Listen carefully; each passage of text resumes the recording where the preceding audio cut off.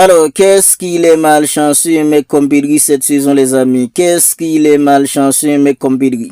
On est qu'à la moitié de la saison et c'est déjà fait dans la troisième blessure de Pedri. Troisième blessure de Pedri, les amis. On est qu'à la moitié de la saison. Alors, depuis en fait hier, après sa sortie contre une équipe comme Slavia Prague, on était tous là. On attend impatiemment la confirmation de la date en fait de son retour. Mais les amis, le Barça vient de sortir sa communiqué officiel sur la blessure de Pedri. Et les amis, il est absent pour un mois. Il est absent pour un mois, les amis. Pedri, il est absent pour un mois, c'est confirmé. Et regardez en fait dans tous les matchs que Pedri il va louper, les amis. Durant ces mois d'absence, regardez en fait dans tous les matchs que Pedri il va louper, les amis. Il va manquer le match de dimanche contre une équipe comme Real Oviedo. Il va louper le match de la semaine prochaine contre une équipe en fait comme Copenhague. Dernière journée des phases de groupe de la Ligue des Champions. Match extrêmement important pour le Barça. Pedri il sera aussi absent contre une équipe en fait comme Albacete. Il manquera le match contre une équipe comme Mallorca, ainsi le match contre une équipe comme Gérone, le nouveau club de Marc-André Seguin. Pedri, les gars, il va louper des matchs extrêmement importants pour le Barça en Liga et regardez en fait en tous les antécédents de ses blessures, les amis. C'est tout simplement une dinguerie. Regardez en fait en tous les antécédents en fait de ses blessures, les amis. C'est pas croyable dans tout ça. Depuis la saison 2021-2022, Pedri, il arrive jamais à enchaîner une saison complète sans blessure, les amis. Depuis la saison 2021-2022, Pedri, il enchaîne jamais une saison complète sans blessure. Et les gars, regardez en fait en des jours qu'il passe blessé. Regardez en fait en tous les jours qu'il passe blessé, les amis, et tous les matchs qu'il a manqué. C'est tout simplement pas de chance ça pour un mec comme Pedri. La saison dernière, qui est la saison où il s'est blessé le moins, les gars, il a tout de même passé environ fait en 40 jours sans jouer. Franchement, les gars, c'est tout simplement pas croyable, les gars, en fait, un mec comme Pedri. Mais les amis, on nous dit qu'avec l'absence de Pedri, les milieux disponibles pour le Barça, les gars, contre une équipe comme Copenhague, c'est en fait un Dani Olmo, des mecs en fait comme Macassado, McBenal et Fermin Lopez.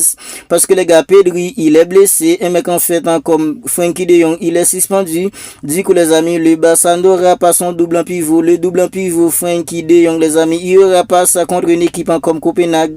Un match extrêmement important. Le Barça doit gagner, les amis, en fait pour atteindre les huitièmes de finale. Le Barça doit gagner pour finir parmi le top 8, les amis. C'est tout simplement pas croyable dans tout ça. Ben, on enchaîne maintenant avec en fait Fermin Lopez parce que les gars, on nous dit que c'est officiel. Fermin Lopez, il est dans l'équipe type de la semaine de la Ligue des Champions. J'ai envie de dire que les gars, c'est amplement mérité parce que Fermin, il était vraiment incroyable contre une équipe comme Copenhague. Le Barça était en train de galérer. Ben, Fermin, il était en train de faire son match. Non seulement il était influent en fait dans le jeu et les gars, quand on parle en définition, Fermin, il est incroyable aussi. Il a mis en fait 2 buts et regardez en fait dans son deuxième but. Son deuxième but, les gars, c'est tout simplement un but incroyable en Fermin Lopez. Et à mon avis, les gars, Fermin Lopez, maintenant, il est le meilleur numéro 10 d'Europe à présent, les amis. Sans aucun doute, en Fermin, il est le meilleur numéro 10 d'Europe. Regardez ces stats, les amis. C'est tout simplement des stats en défaut. Et les stats de Fermin Lopez, les amis, il y a des attaquants qui n'ont pas encore ces stats-là. C'est ça qui est dingue avec Fermin Lopez. Les stats qu'a Fermin Lopez là maintenant, il y a des attaquants cette saison qui n'ont pas encore ces stats-là. C'est tout simplement fou. Fermin Lopez, les amis, en 24 matchs, c'est déjà en fait en 20 goals à 600 pour Fermin Lopez en 24 matchs. Bruno Fernandes, les amis, c'est 14 goals à 6. 15 goals à 600, pardon, pour un mec comme Bruno Fernandes. Un mec en fait comme Nico Paz, c'est 14 goals à 6. Pour Nico Paz qui évolue du côté de Como en Italie sous la direction en fait de Fabregas en tant qu'entraîneur. Arda Güler du côté de Real Madrid, bien Arda Güler c'est 14 goals à 600 pour lui. Bien Fermin Lopez en seulement en fait en 24 matchs en cette saison, c'est déjà en fait en 20 goals à 6. La saison dernière, Fermin Lopez il avait marqué en fait en 10 buts en 46 matchs. Pour cette saison les amis, en seulement 24 matchs, c'est déjà en fait en 10 buts pour Fermin Lopez. La saison dernière, il avait délivré en fait en 10 passes décisives en 46 matchs pour cette saison. En seulement 24 matchs, c'est déjà 10 passes décisives pour Fermin Lopez. 10 buts en 10 passes décisives pour Fermin Lopez en seulement 24 matchs. C'est incroyable les amis.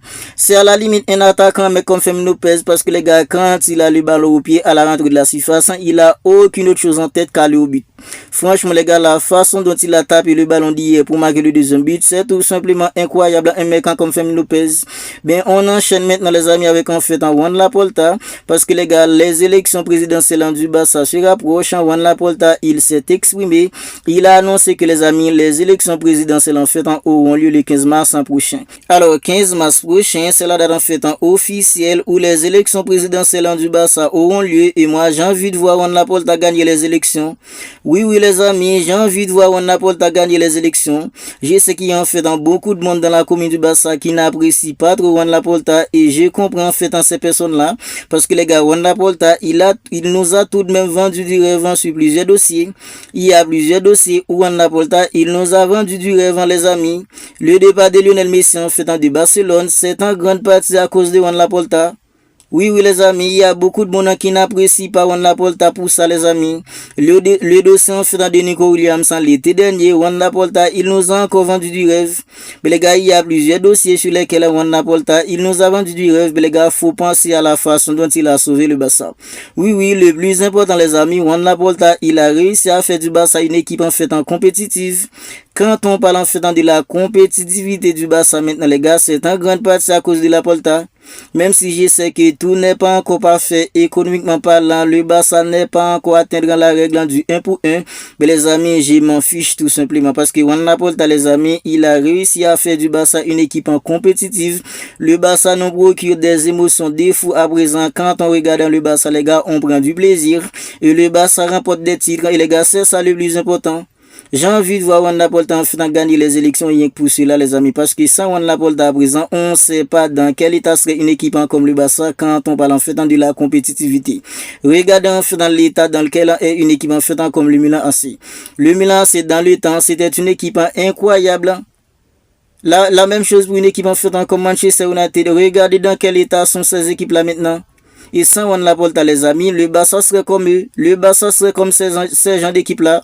Voilà pourquoi j'aimerais voir Juan Laporta gagner les élections parce que les gars, il a fait beaucoup d'efforts. Il a fait un boulot tout simplement monstrueux pour que le Barça soit maintenant une équipe en compétitive. On enchaîne maintenant avec en fait le Barça sous la direction de notre entraîneur Hansi Flick pour la saison 2025-2026. C'est déjà en fait 9 remontadas à réaliser. C'est un truc de fou. 9 remontadas à réaliser les gars pour la saison 2025-2026. Le Barça d'Hansi Flick. Alors, on est qu'à la moitié de la saison et c'est déjà 9 remontadas à réaliser pour le Barça d'Hansi Flick pour la saison 2025-2026. C'est tout simplement un truc de dingue les amis. C'est un truc de dingue. On est qu'à la moitié de la saison et le Barça a déjà réalisé en fait 9 remontadas. Bien contre une équipe comme Levante, des équipes en fait comme Real Oviedo, Alaves, Atlético Madrid, une équipe en fait comme Eintracht Francfort, des équipes comme Real Betis, Real Sociedad, le Barça finit par faire des remontadas en fait chez toutes ces équipes là en fait pour cette saison les amis. Bien on va finir avec en fait Julián Álvarez parce que les gars il y a Fabrice Romano qui nous dit que Julián Álvarez il est l'un des attaquants les plus cotisés d'Europe pour l'instant. Non seulement Barcelone mais des équipes en fait il y a plusieurs autres clubs qui ont déjà manifesté leur intérêt pour Julián Álvarez. Une équipe comme l'Atlético Madrid en souhaitant les conserver bien Julián Álvarez de son côté, il n'exclut aucune possibilité les amis. Bien nous les supporters du Barça les gars, on veut Julián Álvarez. On manifeste notre volonté pour Julián Álvarez. On aimerait bien voir Julián Álvarez débarquer au Barça, même si ça va être hyper compliqué, surtout avec en fait dans la règle du 1 pour 1. Mais les gars, il y a quelques jours, on nous a dit que le Barça était qu'à 14 millions d'euros pour atteindre la règle du 1 pour 1. Nous, on croise les doigts pour que le Barça puisse atteindre la règle du 1 pour 1 et que le Barça dépense 100 millions d'euros pour faire venir Julián Álvarez. Parce que les gars, avec des attaquants comme Robert Lewandowski, quand il joue maintenant, on dirait que les gars, il joue avec en fait des Timberland. Il demande en fait pour Ferran Torres. Bien, Ferran Torres, parfois, il peut être tout simplement clinique. Mais les gars, il y a des matchs où Ferran Torres, il est tout simplement catastrophique. On est tous d'accord que c'est pas avec ces gens d'avant central le Barça peut aller se battre pour remporter la Ligue des Champions. On aimerait bien voir le Barça en fait remporter la Ligue des Champions. On est impatient de voir le Barça remporter une Ligue des Champions. Bien avec en fait des avant centrales comme Robert Lewandowski, des avant-centres en fait comme en fait en Ferran Torres. On est tous d'accord que les gars en fait ainsi sera beaucoup plus compliqué. Alors vous n'hésitez pas à me dire ce que vous en pensez de tout cela dans les commentaires. Pedri qui est blessé les amis, il est absent maintenant en fait pour un mois. Ben il va manquer en fait en pas mal de matchs importants. Ben les gars, le plus important est que Pedri il sera disponible pour les huitièmes de finale de la Ligue des Champions.